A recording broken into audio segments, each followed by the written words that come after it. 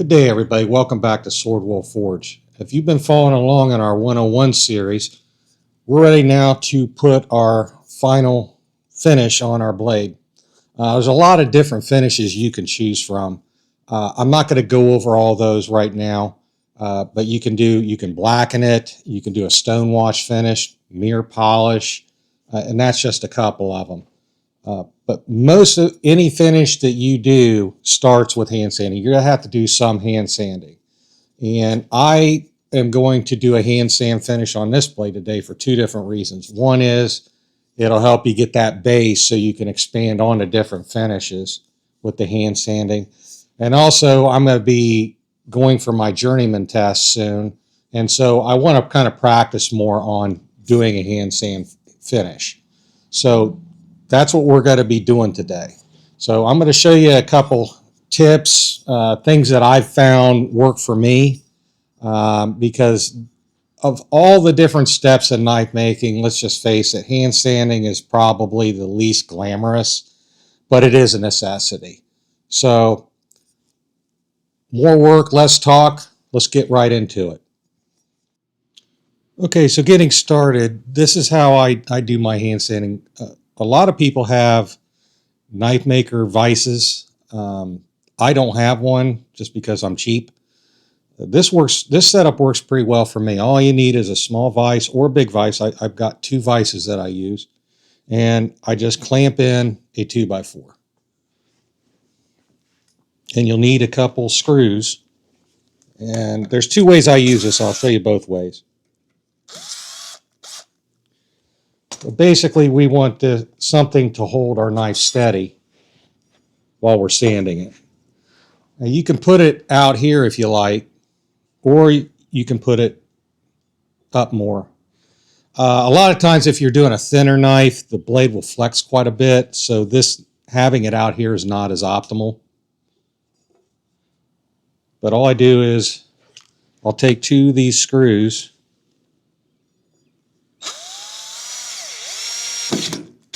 and secure my blade to the 2x4. And now I've got a nice sturdy base to work off of. The other way you can do this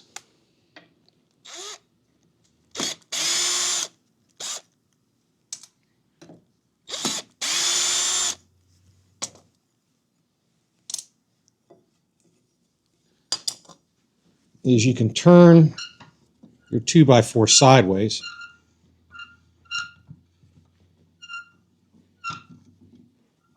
If it'll fit. I usually do this with the bigger vise.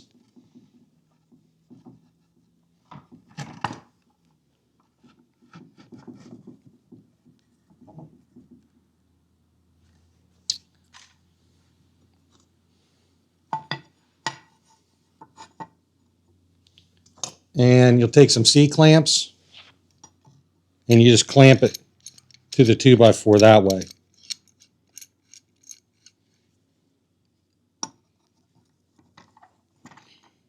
Either way, just when you're getting started, this is a lot easier and least expensive way than purchasing a couple $100 knife vise. Knife vices are nice, don't get me wrong, and I intend on making one here soon, and I'll probably post a video of that.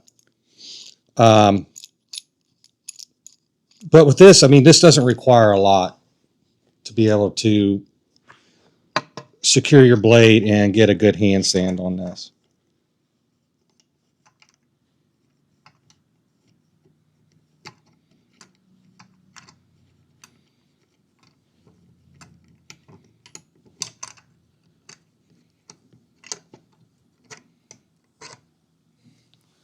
So either way works good for me, but you want to have this secure. You can't be hand sanding with the blade in your hand and doing that. That just doesn't work. This is a lot more efficient.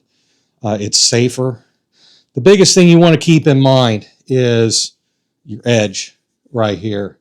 Even though you haven't sharpened this blade, you can really still put a gouge in your hand when you're going back and forth. And I'm going to be demonstrating anyway later. But that's one thing you want to keep in mind when you hand sand like this.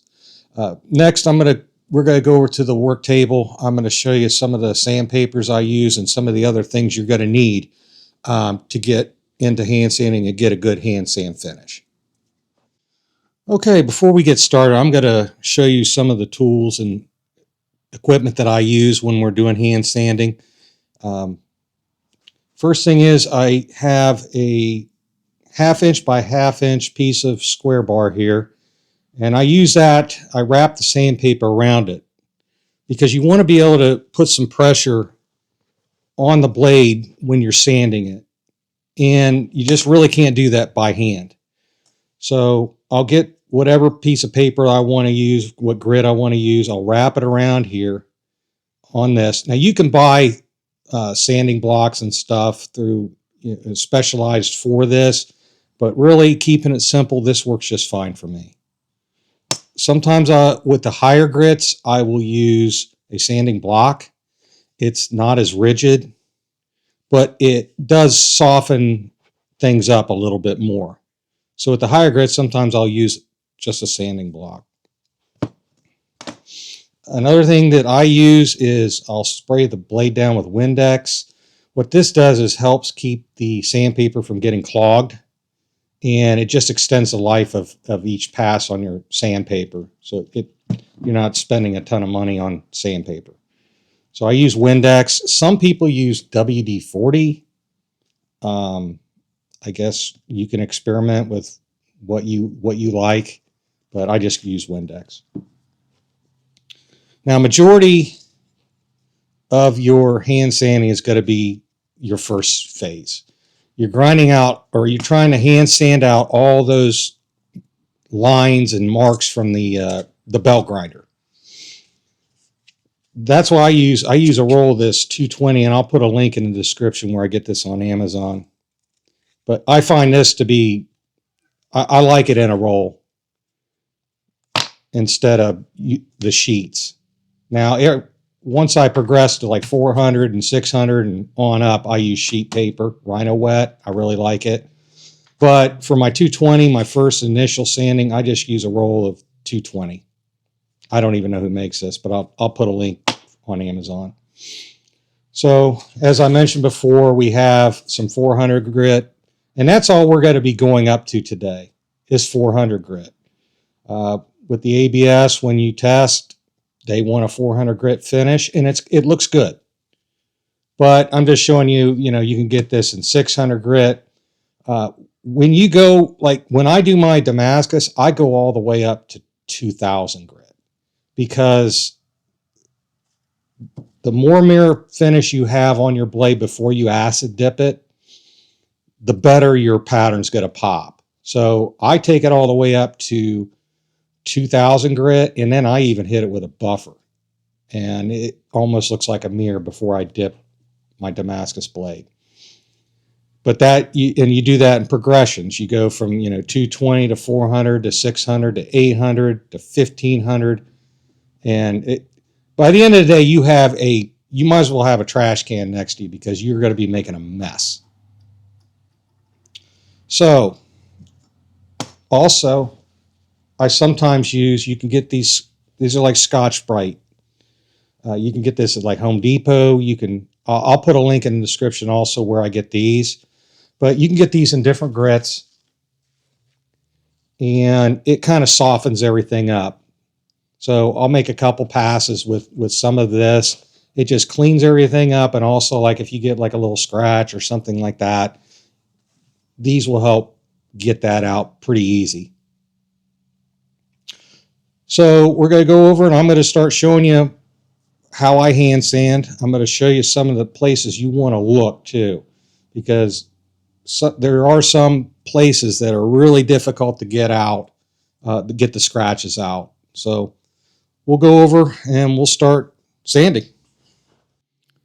Okay, so as you can see, this is we haven't started sanding yet. But, we've got our bevels ground in, but this is really a rough finish. The main thing you need to really look for is right in here near our plunge line, because you can get some really deep scratches in there, and that's the biggest area that people overlook. And you have to have an attention to detail when you're doing this. Also keep in mind when we're going to be sanding, how far our handle's going to be coming out, okay? Because you don't want to just hand sand up to here and then your handle terminate here. Now you got this ugly spot right there that you got to address. And it's 10 times as hard to get a good finish when you've got handles already on here.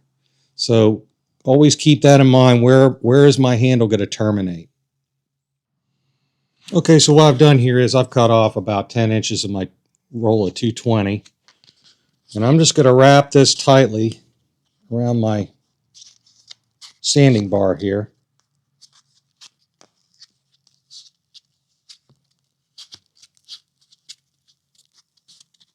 Try to get as even as possible.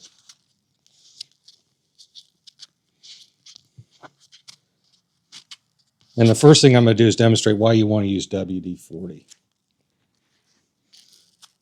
With nice even pressure.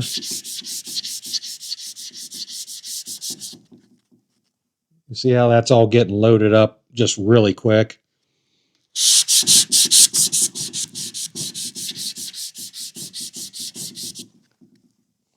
So, and what you do is you just keep on sanding till this gets loaded up, and then you just flip to the next side and progress, keep on progressing. But I'm going to use some Windex.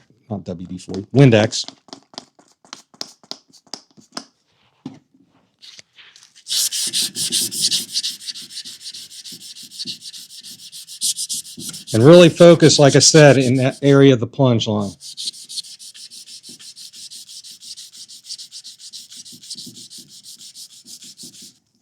You see how my sandpaper is not loading up as bad because I use the Windex. And we'll hit over here by the choil and handle area.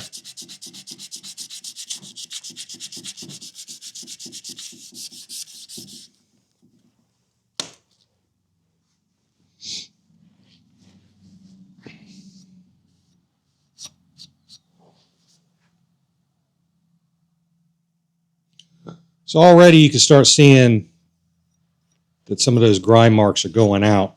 We've still got a long way to go. Got a long way to go. So I'm going to keep on, I'm going to turn the camera off because, you know, who wants to watch an hour of somebody hand sanding? But once I start getting this down, I'll turn the camera back on, show you the progression. But all these scratches, you want to continue hand sanding until all these scratches that are going this way are gone, all of them. You're not ready to progress to the next grit until all of these grind marks are completely gone. And then you'll be able to progress to your next grit of sandpaper. So again, I'm going to turn this off. I'm going to work on this a little bit, bust this out till we're about ready to switch over to the next grit. Okay, everybody, I've been working on this for about 15 minutes or so. And just by looking at what you see, am I ready to progress? Absolutely not. And I see time and time again, I see people that are just not paying attention and they progress to the next step. And in my opinion, it's not presentable. You're not finished yet. So I got a little bit more to go, but these are, you know, what we're trying to get out. You want to clean off your blade every once in a while and see how you're progressing.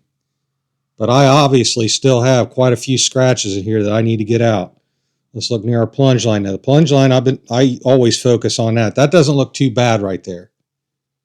But we still have quite a few scratches in here that we need to get out before we can progress to our next grit. So I'm going to get all those out. I'm going to do the other side. And what we'll do is in between our 220 and our 400 grit, I'm going to show you how I put in my maker's mark too. Okay, everybody. I have finished the one side with the 220 grit. I wanted to show you what you're going to be looking for here. But as you can see, I don't have any more of the up and down lines from my grinding belts. The finish is still kind of rough, but the 220, it's mainly to get those belt marks out. So as you can see then, now I'm ready to move on to my next grit. So what I'm going to do now is I'm going to flip the knife over, do the other side. And then like I previously mentioned, we're going to be etching my maker's mark.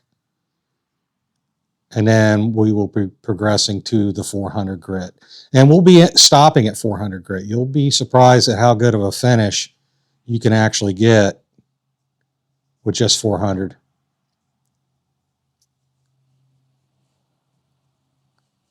All right, so I'm going to do the other side. Okay, everybody, I've gotten both sides of my blade now hand sanded to the 220 grit. And like I previously mentioned, this is where I electroetch my maker's mark into the side of the knife. I'm not going to go in a lot of detail about this, but I wanted to show you at least the process. If you're interested in me making a full video of this process, leave a comment and I'll see what I can do about making a dedicated video on doing this.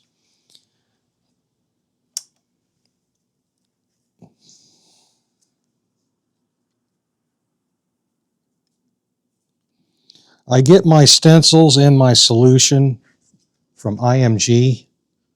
I can put a link in the description on if you're interested in contacting them. They are super nice people and make an awesome product. So again, they make my stencils, and they also, I purchased their solution for etching as well.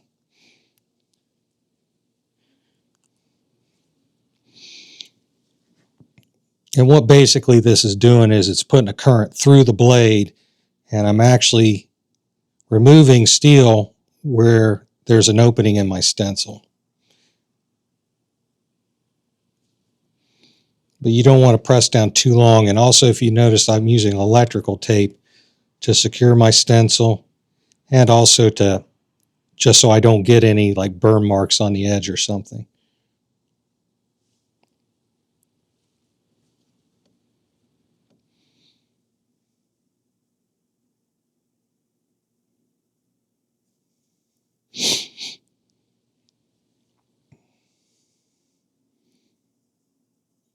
You don't want to hold this on too long. I only wait about 3 seconds because you can burn up the stencil. It does create some heat.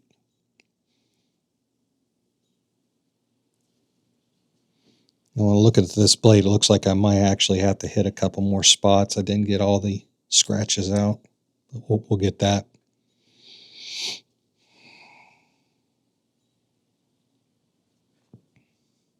It's hard to see sometimes, all those scratches, so sometimes it's best to kind of change your lighting.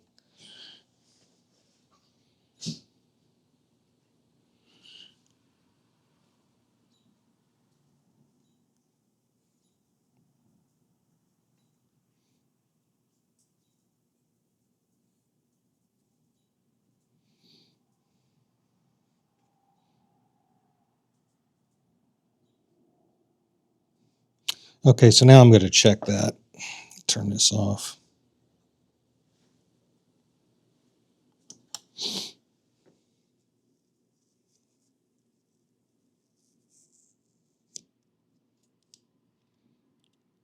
And basically, if I can run my fingernail and it catches on the mark, I've done it enough. I might do it one more time, though. 1 or 2 more times.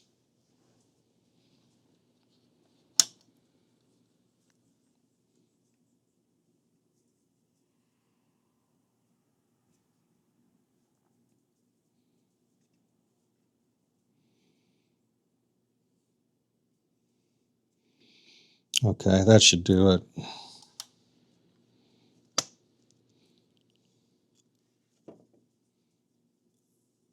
I can take this off now. And that's what it's going to look like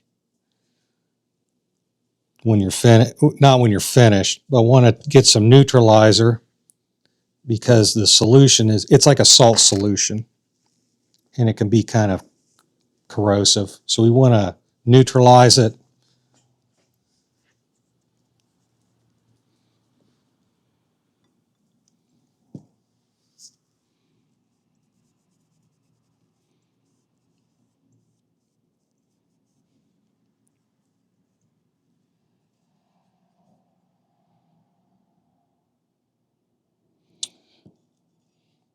And then I want to clean it off with a little bit of alcohol, because there's another step that I do to help bring out my maker's mark.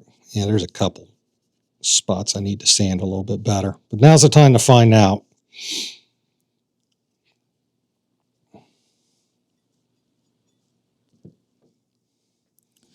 So what I do is I apply a little bit of gum bluing to my logo, and it will blacken it. And then when I progress with my 400 grit, it will take all the extra black bluing off and just leave the logo darker.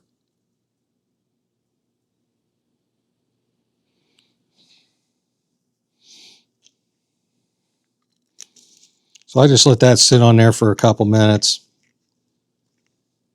and then I'll neutralize it with some Windex.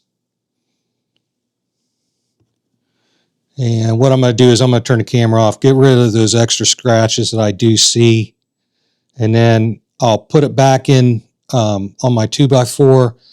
We'll go over the hand sanding with the 400 grit. Okay, so I got the maker's mark in, and I've taken a piece of 400 grit off my sheet, just cut it about 3.5 inches wide. And I'm going to do the same thing as I did with the 220. I'm going to wrap it around my sanding block, and we're going to do our 400 grit finish on here. And this is going to be a lot easier than the 220. Like I said, 220, you're getting out all those grinding scratches and everything like that. The 400 does not take as long of a time, and we're going to do it with a little bit more finesse.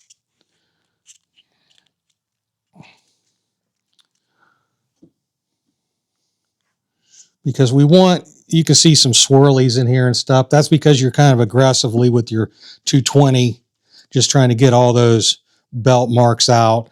But with the 400 now, this is going to be our final sanding grit. We're going to be just wanting to go in one nice direction.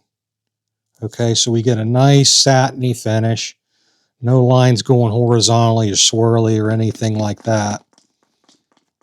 And we'll also be able to see that maker's mark pop out quite a bit more. So just start at one end and just pull.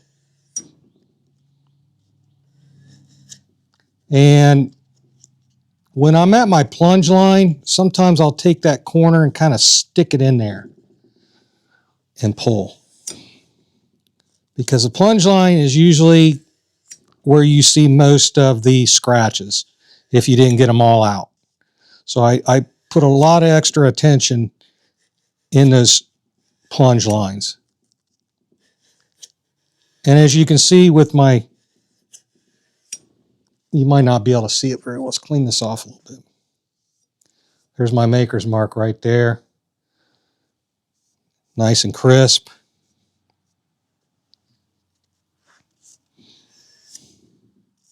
And again, we're just one direction.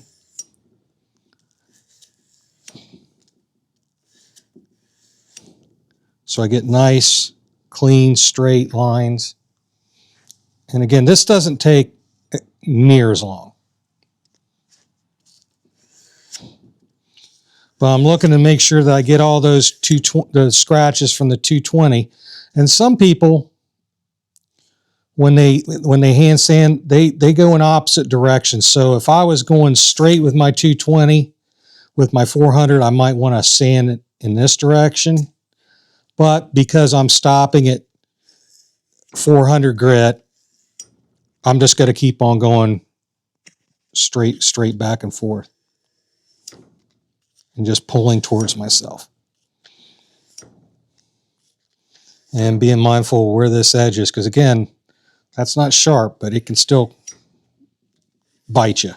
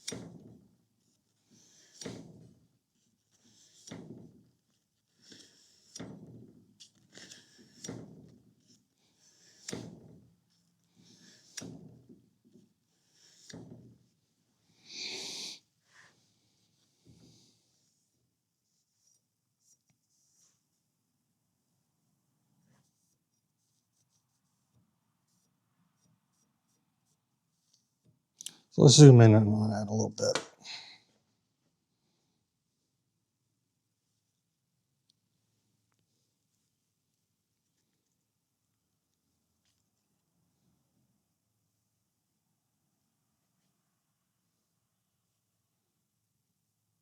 Now if it'll focus. There we go.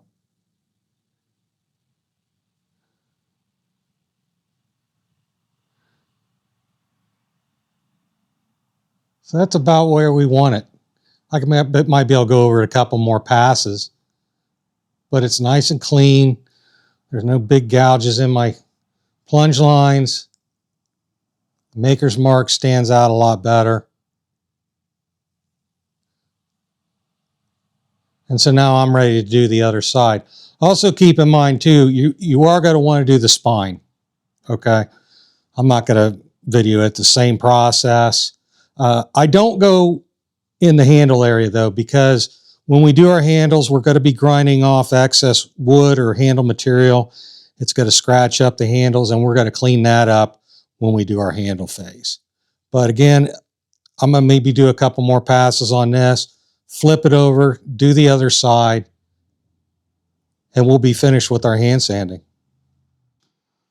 Okay, so I finished up the other side. I also did the spine here. And kind of remember we kind of rounded this off a little bit, so you kind of want to hit that at a little bit of an angle when you're sanding. Also, by our plunge lines, you don't want to forget about this area. But as you can see, it's a nice kind of a satiny finish. And once you get past 220, it really doesn't take too long. The last thing I want to go over before we conclude is we worked pretty hard on getting this nice finish. We want to protect it because, you know, if I'm not going to be putting handles on today, I don't want to come back and there'll be a little bit of corrosion or something starting on this. So I want to protect this. The product I like to use is this George's Clubhouse wax. It's got beeswax in it. And I just apply a very small amount to the blade.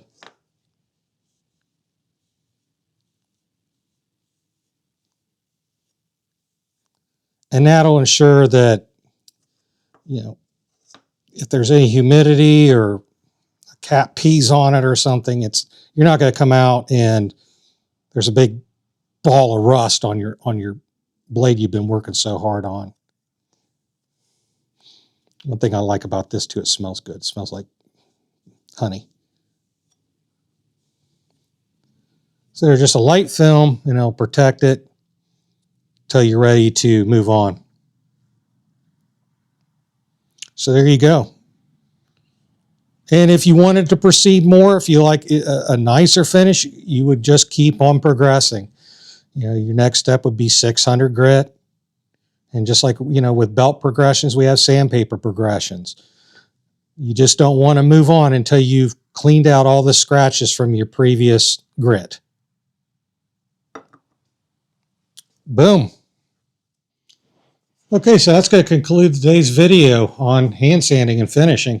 As you can see, it doesn't take a lot of time, just a little bit of attention to detail.